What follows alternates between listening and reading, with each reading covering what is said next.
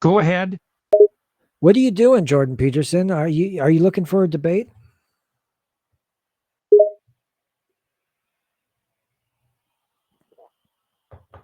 I would much prefer to listen to you than be in a kind of heated argument. I think that if we fight, it doesn't serve either one of us, but it can be interesting to have a conversation.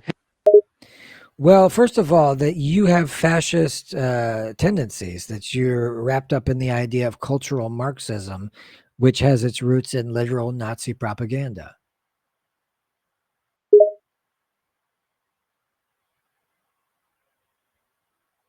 Well, there's a grain of truth to it, I think. I don't think that it's identical to the ideas of Nazism. To suggest that there are cultural Marxists or neo-Marxists on the left and in organizations like Antifa is not a crazy claim, and I stand by it. People seem to be angry about it, but it's just a factual claim. Cultural Marxism is a real ideology, and it's present in the academy, and it's also present in political spaces. No, it's not. It's a made up thing that's contested in mainstream academic and historical analysis. Cultural Marxism is a coordinated movement or a conspiracy. It does not exist. However, the term is used in some circles to describe intellectual trends influenced by Marxist thought. The fact is, Marxism is just smart. That's all.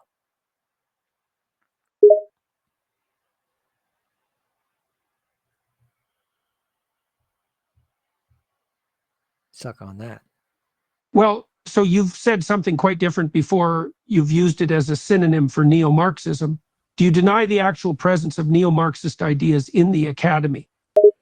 Yeah, I do. I think that Marxist ideas are a byproduct of just smart thinking, not the thinking of some Canadian bumpkin.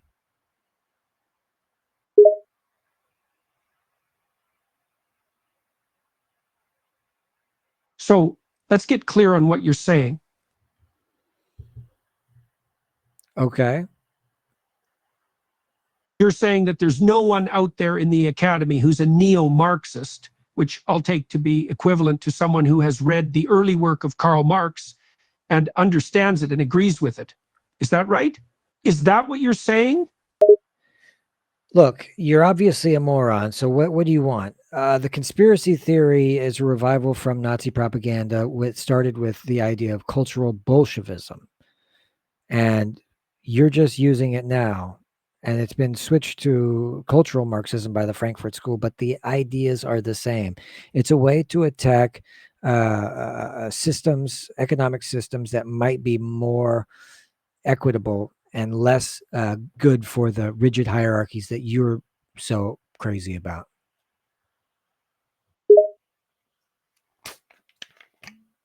Well, when you say it's the same, you are saying that what I'm saying is actually something different than I'm saying, because nobody would be so crazy to say that cultural Marxism is identical to Judaism in that way.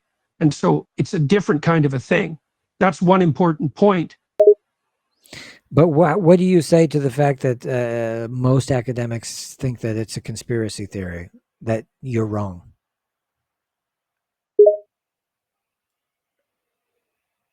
I don't think that's true. I think that there are people who understand it and they don't think it's a conspiracy theory.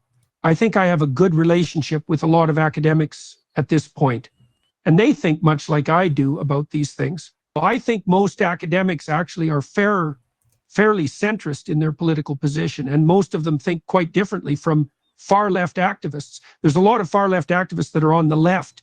There are more moderate leftists than there are far leftists. So what? What's that got to do with the price of tea in China? All those benzos screwed up your brain. What's wrong with you?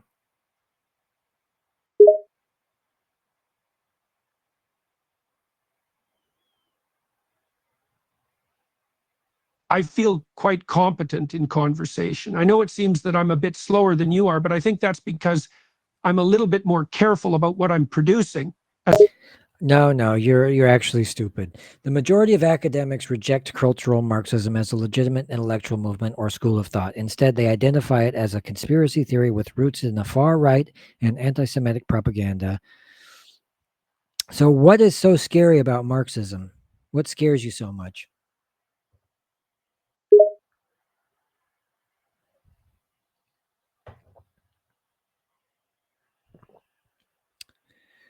Nothing, I think a lot of it's accurate. It's just that the implementation of Marxism goes very badly every time.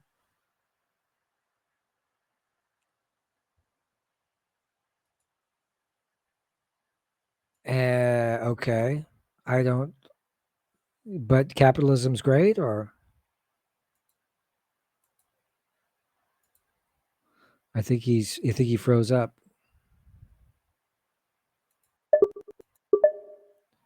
Where'd you go there, big guy? We'll have to call him back. Crazy guy, right? Crazy guy. Let's call him back. What's up, dude? You got cut off. You were talking about how Marxism is bad. Why?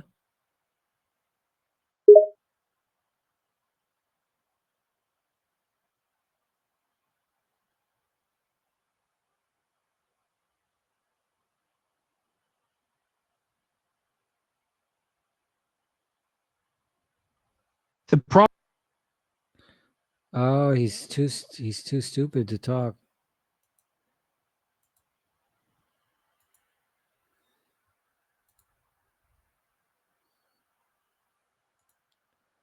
Well, I'm not even fucking around, dude.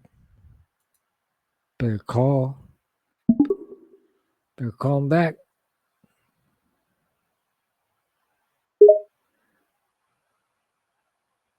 What are you driving through a tunnel? Well, I would like to hope not too much. The hell are you talking about?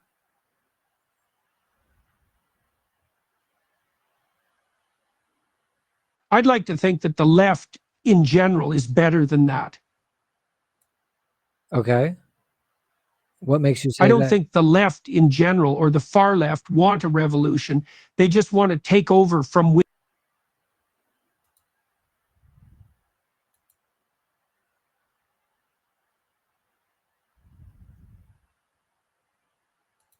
There you go. The problem with Marxism is that the implementation of Marxism requires that the culture be so radically transformed that huge amounts of violence become necessary. The people who are currently the ruling class are not going to just give up their power, and they have to have their power removed. In order to do that, you need a revolution, and revolutions result in a lot of destruction and a lot of death. So the revolution will result in lots of death and suffering before a Marxist state is implemented. And it's very easy to believe that you're going to produce something better, but you can wind up in a great deal more torment than you were.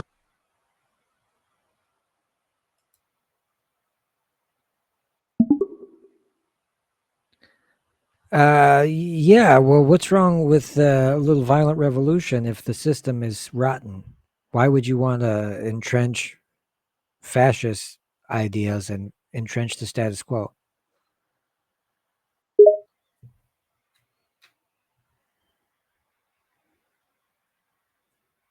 Well, the problem is, I think that you can go from an ordinary system and turn it into something hellish. I actually think that the Western capitalist system, as you have now, is the best system humanity could ever come up with. There's no other that comes even close.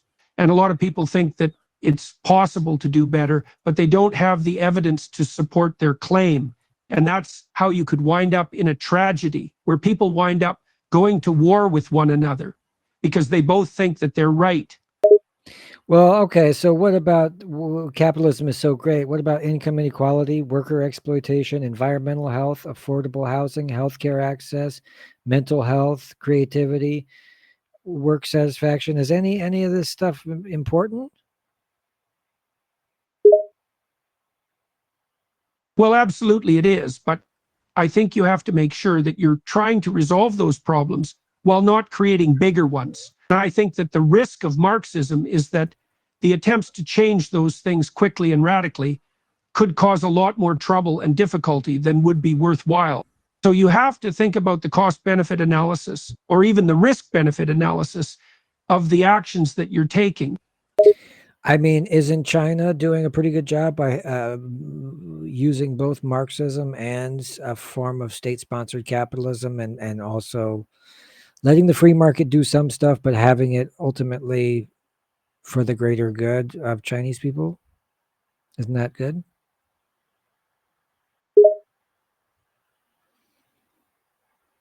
I think China is an interesting case. I think their economy has gone through a massive period of growth since opening up to trade in the late 70s. That seems to have worked remarkably well. However, the control that the Chinese state has over its population is unprecedented in Western experience. And that's obviously a significant risk, the risk of a dictatorial state, which is so strong that it can become the enemy of its citizens. But you're all for totalitarianism. You have fascist leanings yourself. I think you have to really define your terms here. What do you mean by totalitarianism? I am against authoritarianism, which is what I would say is the same as totalitarianism. You could say that what I'm in favor of is law and order. Well, you can say I'm in favor of the strong enforcement of law and order, if necessary, but I'm in favor of limiting that to the bare minimum just to maintain order. So I don't think that would be a totalitarian system. So you mean deregulating all industries and having no protections and letting the free market do like a libertarian 1-2 over the whole economy, right?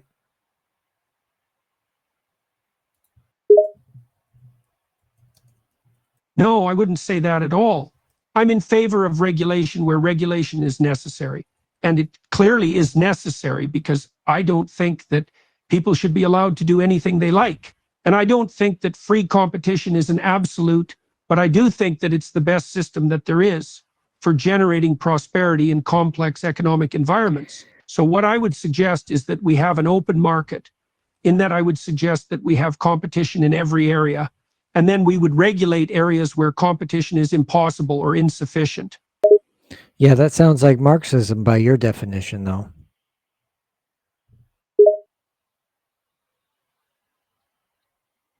Well, no, I'm actually suggesting that the first line of attack would be economic freedom.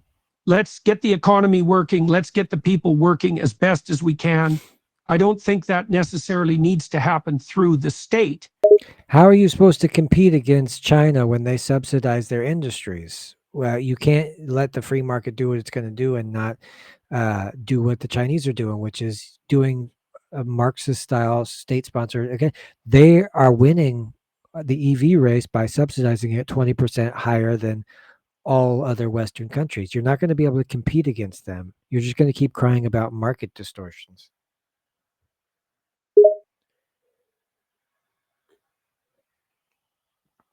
Well, the way you compete in the free market is the way the free market always works, which is through innovation.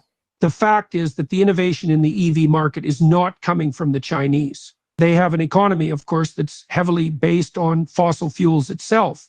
And so the only thing they have a competitive advantage in this area is on cheap labor. And I don't think we should race the Chinese to the bottom. I think we should do exactly. What the fuck are you talking about? All EVs come with computer parts that are manufactured and have their country of origin from China. Like the cars are made in China by the people of China. What are you talking about? It's not just about the place where the components are produced. It's the amount of innovation that's gone into it. There are a lot more American companies doing EV development than there is Chinese. And the market in the United States is a lot stronger for the future of Tesla and any number of American electric automotive startups.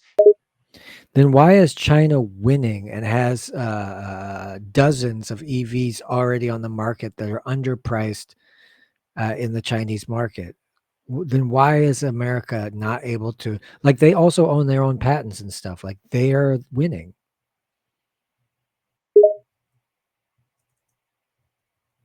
Well, I'm not sure that's the case. I think that the Chinese are currently ahead only because they are willing to lower labor costs to an extent that that's no longer possible in the United States. And that's because labor laws are considerably different in the United States and in China. And there's more competition in the American market than there is in the Chinese market, which gives more opportunity for innovation in the West that doesn't necessarily require regulation. What are you talking about? We outsourced all those jobs a long time ago to China. Now, what do you want? You want your freedom, or do you want a strong country? You can't have both. And China is currently leading the world in electric vehicle innovation. It's outpassing all global competitors in both technology and market strategy. It has battery swap stations that are kicking ass. You have Chinese EV manufacturer innovating at a pace unmatched with traditional automakers. They have cutting edge features and that blend technology like comfort, entertainment, blah blah blah, blah blah blah blah blah. I don't think that's true at all. A Chinese car is of much lower quality than a Western car. That's why people buy them. Chinese EVs are lower quality because it's easier to make them cheaper. And people don't buy them because the cost of operation is lower. They buy them because they're cheaper, because the manufacturing cost is lower. So I just don't see the Chinese being in the lead. Maybe they're ahead. Okay, Grandpa, the perception that Chinese cars are lower quality is increasingly outdated. In the past 2 decades, Chinese automakers have made significant advancements in design, manufacturing, technology. Uh, BYD is beating everybody, and they're making the cars. All the cars that are electric, most of the parts have to come from China, which means that's added on to the cost as it's made in the United States or whatever. Cars that come from China are just as good and priced better, and they don't come with the same interoperability problems where you can't work on it, or the planned obsolescence like the Tesla features and stuff. Chinese cars come with less planned obsolescence. They just make a decent car. Well, they're cheaper. There's no doubt about that. They're definitely cheaper, but they're lower quality. It's a matter of cost. If you build something as cheaply as you can, you're going to get the minimal possible result. And Chinese companies are known for building things cheaply. So if you want something that's going to serve you for a short time, that's a great idea. If you want something that will last, that's built better quality, it's going to cost more. What about the idea that you don't want something that has vendor lock-in, where you, if like John Deere, where you have to wait for somebody to come punch in a code because you're not allowed to work on your own tractor or swap out parts without paying an official. I think that kind of freedom that you have in the West is kind of sad when you look at what China's products and EVs are making.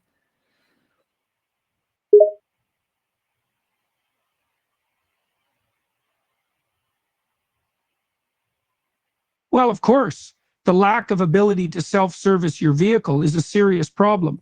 And it's a problem that I think is getting worse as it becomes more and more computer controlled.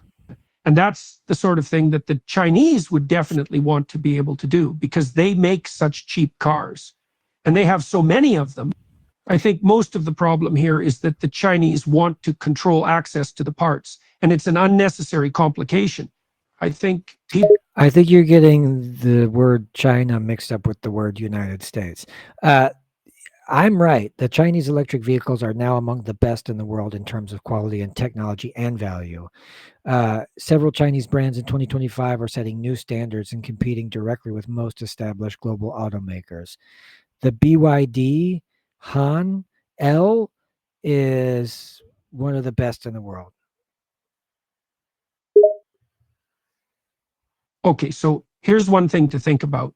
Chinese cars have never ever had an international market, and they have never been tested under real world circumstances against North American standard vehicles. Because the parts are cheaper, I guarantee you that the design is cheaper as well.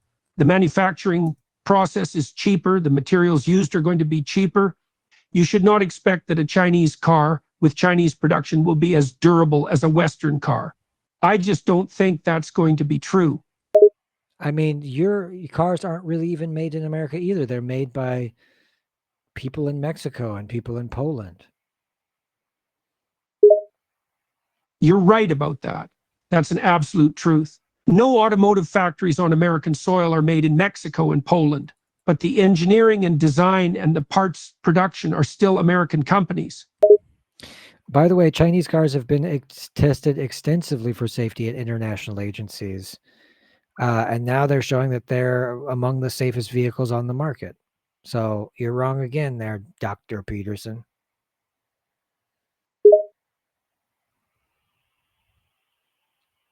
Well, they're safer than they were, but that doesn't mean that they're safe. They've just made the improvements that the American and European companies had to make back in the 70s and 80s.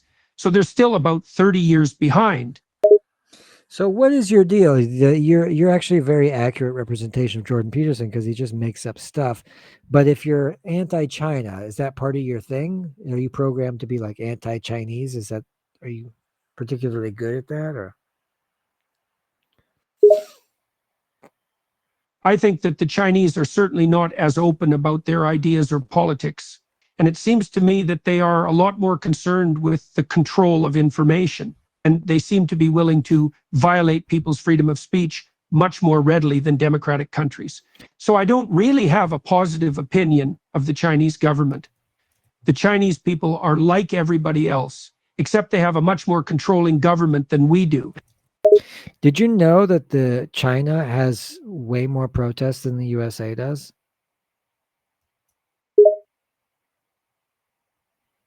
Oh, I'm sure that's true. But the consequences for protests in China are a lot more severe than in the West. I mean, you may not like being beaten up or having your car run over. I can guarantee that they're not worse than the kind of penalties that are possible in the Chinese legal system. Um, Chinese academics and independent monitors indicate that tens of thousands of hundreds of thousands or mass incidents occur each year in China. Official government data reports 87,000 such incidents.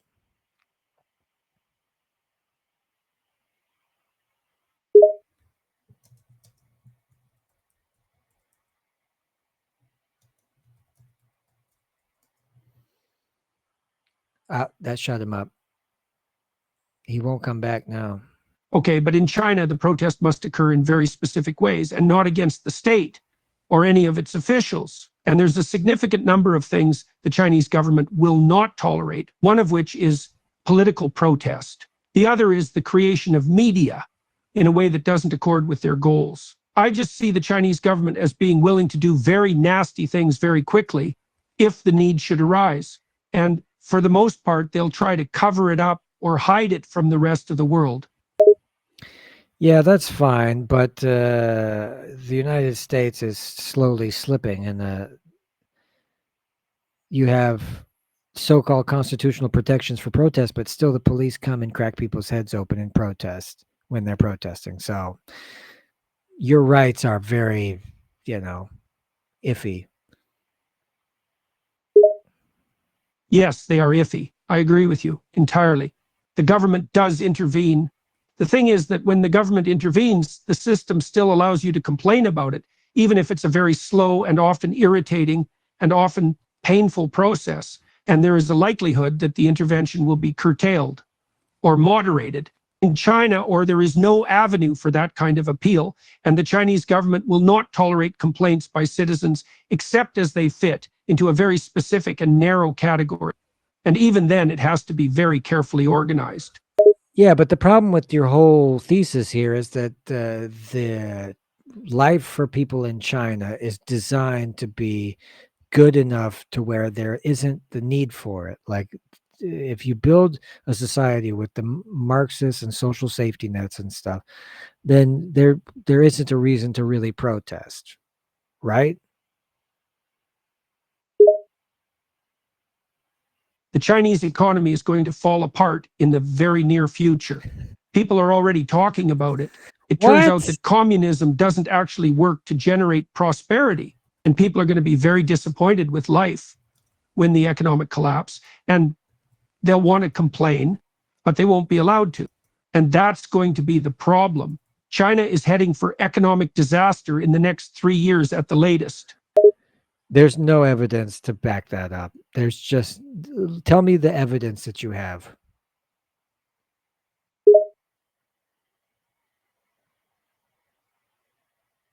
The demographic time bombs are already there, or beginning to be. The demographic time bombs? Birth rates are plummeting. The elderly are increasing as a proportion of the population. That's going to These are the same problems that the West is having, but as China does not have any migration policy. So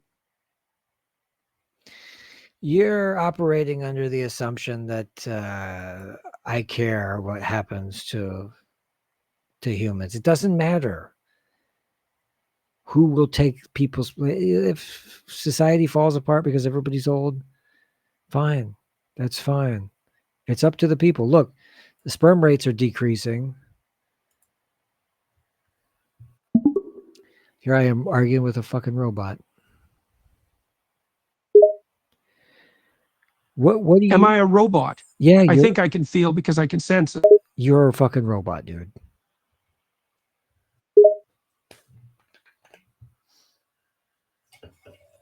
Or am I, or has my speech been so distorted that it's become somewhat robotic?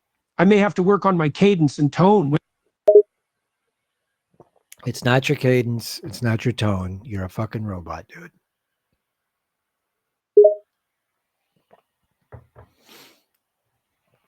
Well, there must be something that I can do that will make me seem like less of a robot. Yeah, if you just shut up. So here's a hip tip for you. China is not on the brink of a collapse in 2025. They might have some challenges, but the idea that it's going to collapse is usually a product of Western wishful thinking.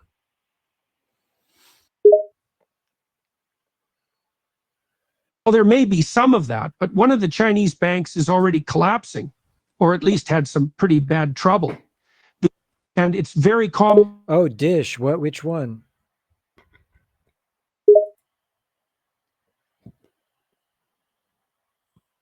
He doesn't know. Evergrande Bank.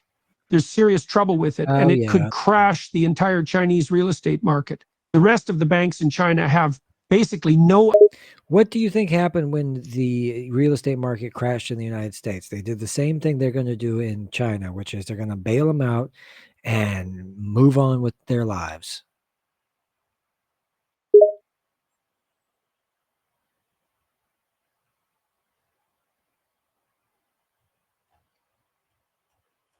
No. What happened in the United States in the 2002-2009 crash is that the government gave a bunch of money to companies that would not otherwise have had enough funds to operate. And China doesn't have money either.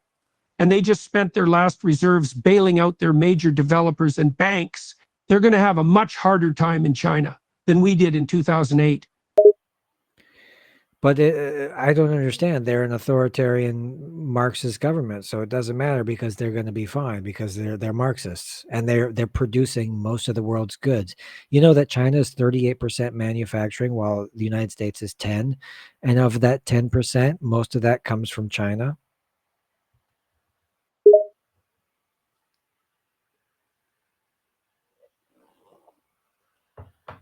Yeah, that's right. Suck on that, you old country bumpkin. You dirty old country bumpkin. See, he keeps hanging up when things get tough.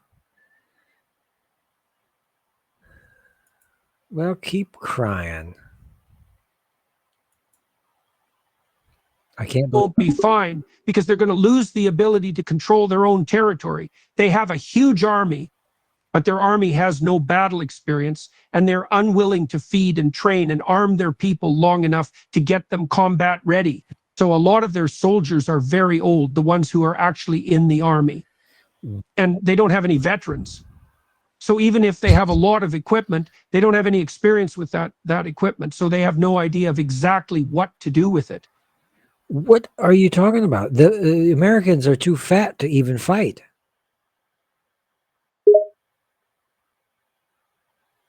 Well, the US Army is quite able. I mean, they're overpaid and well fed and equipped. They're not trained in fighting and they have no experience, but they have excellent equipment and they're not starving. They're not starving. Why is that good? They're fat. They're too fat to fight.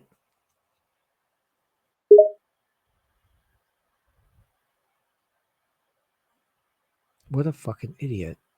Seriously. Well, that would be a reasonable issue, but they have an all volunteer army based on contracts, not draftees. They don't have an enormous number of people, but every single one of those people is highly motivated, which means that when they get to the battle line, they're not going to run away.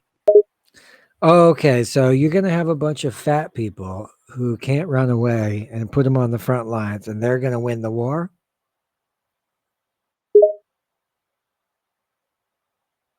Well, what happens is the tanks drive to the line and the soldiers drive around in trucks and Humvees. A lot of the combat is air combat with aircraft that are controlled remotely, like drones and helicopters. Most of the war is done by machines. You know, So 80% of the United States is overweight, 40% is obese, and we're going to have most of the people in the army fighting our wars behind the computer screen of a drone. Is that what you're saying?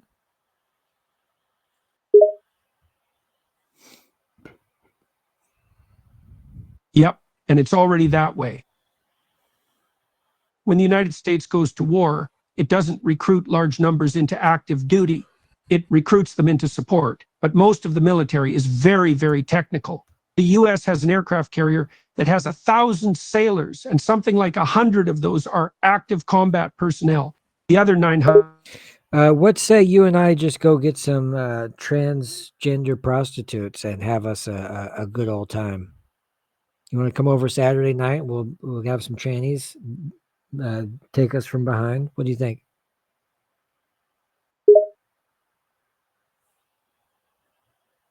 Well, I don't think that I can say that I have experience with this. I've never been involved in anything like that, and I don't think that I would do it, but I can't really tell you why I wouldn't do it, except that it sounds kind of painful.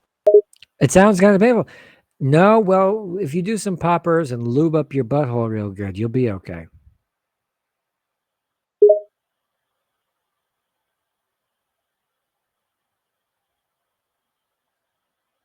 Does that sound good? Yeah, sounds like a good time, but I think I'll give it a miss if you don't mind. It's not really my scene. What could I tell you I to suppose there's that. I think I just want to watch The Witcher on Netflix, and I think I'll smoke pot and drink beer. That seems like a better way to spend my time. Oh my God. I mean, that's not bad, but we could do both. What could I get you? Well, how can I get you into this uh, thing? What could I say to get you over here that we could get some rough sex going?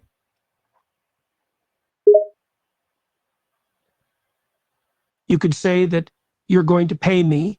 If you can find a way to get lots of money to me, I could have a look. But I can't imagine that that's really going to happen. So I don't see a way that this could happen. I enjoy weed and beer. It's a great combination. I tell you what, I'll get the weed, I'll get the beer. You come over, we'll get some transvestite prostitutes, and they can ram you from behind until one of them, fills your butthole up with hot cum. How's that sound?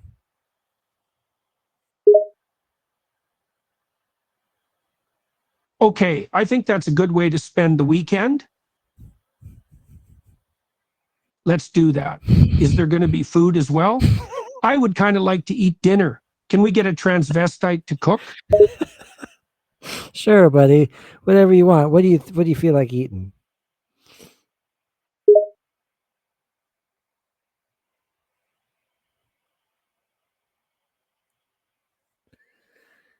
What do you think?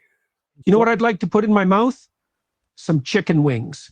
I mean, I can get into the other business, but I do need to eat. I've been here all day, and I'm not leaving until I've gotten some real food. Okay, well, I'm vegan, so I'll feed you some vegan food. How about that?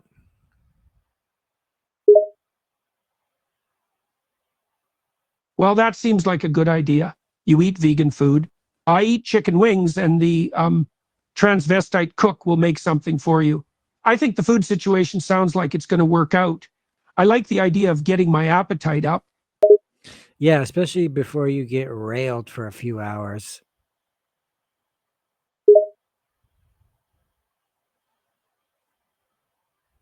Yeah, I think that having some food is a good idea.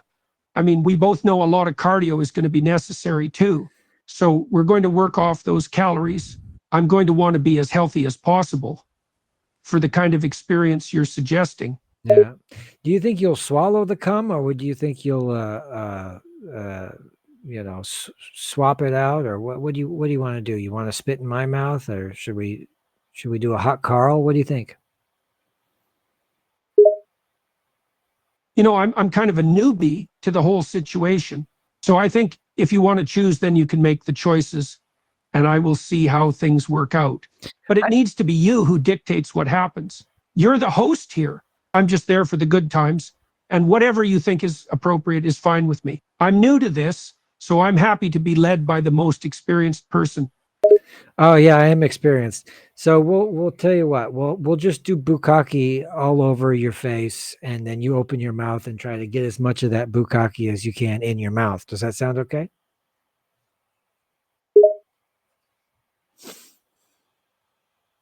Well, why not? It sounds like an exciting time.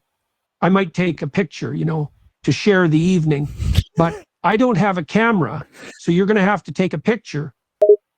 All right, I'll take a picture and we'll see how it turns out. Maybe we'll make a movie. We'll put it on the internet. What do you think?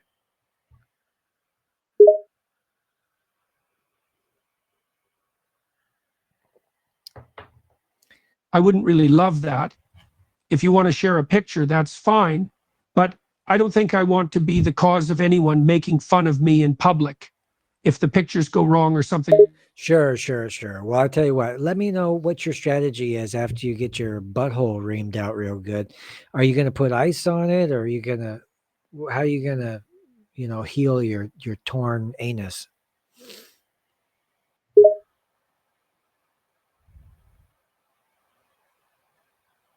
Well, like I said, I'm a newbie, so I think I'm going to need a little bit of care and attention. So a couple of questions. Do you have any ice? If you do have any, do you have any bandages? If you do have bands, do you have any gauze? If you have gauze, do you have any rubbing alcohol?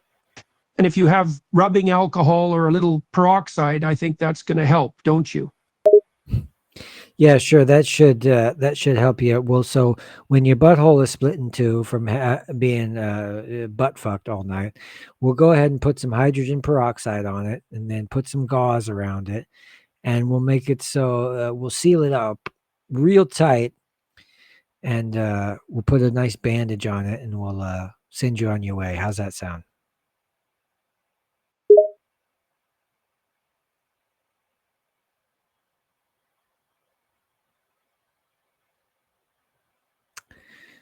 Looking I like forward. the sound of all of that, except send me on my way.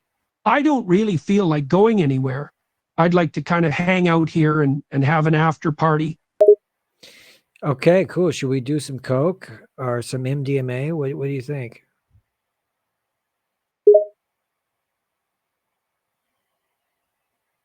I think just a little bit of pot or something like that. I'm not really into the uppers. I had a problem with that in the past. I was kind of addicted to amphetamine and I gave it up on my own, which is very hard, but I haven't taken it in over 15 years. If you have some, though, I'm not going to ask you to stop using it at this point. You were addicted to methamphetamines?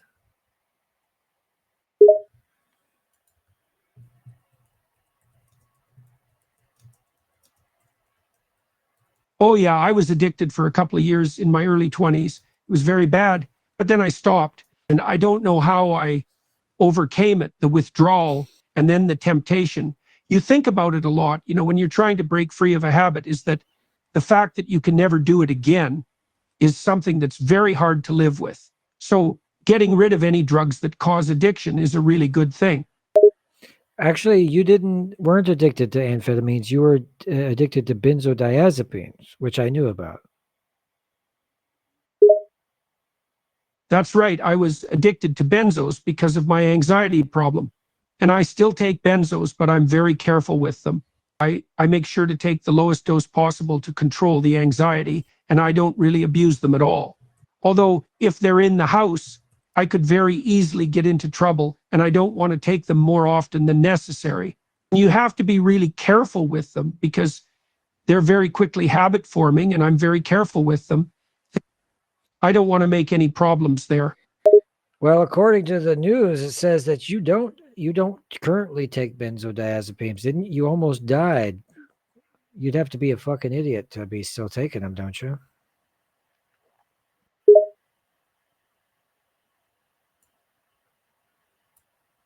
I'm still on a long-term benzo regime because I've been on it long enough. And my dose, it's so small and so low that it's a really bad idea to stop. There might be some people who say, oh, you should get off of benzos. It's going to be better. And you can manage your anxiety in other ways. All right, buddy. We got to get out of here. But before we go, can you give us like a really nice long poem about how our awesome weekend plan of getting high on drugs and being butt fucked by transvestite prostitutes? Can you tell us like a really sexy poem about it? Well, I suppose I could do that, but my poetry is not generally as explicit as your request would warrant. So maybe you should try to come up with a poem you'd like to hear, and I would try to see what I could do with it. How about that as a compromise? No, no compromise. Do what I said.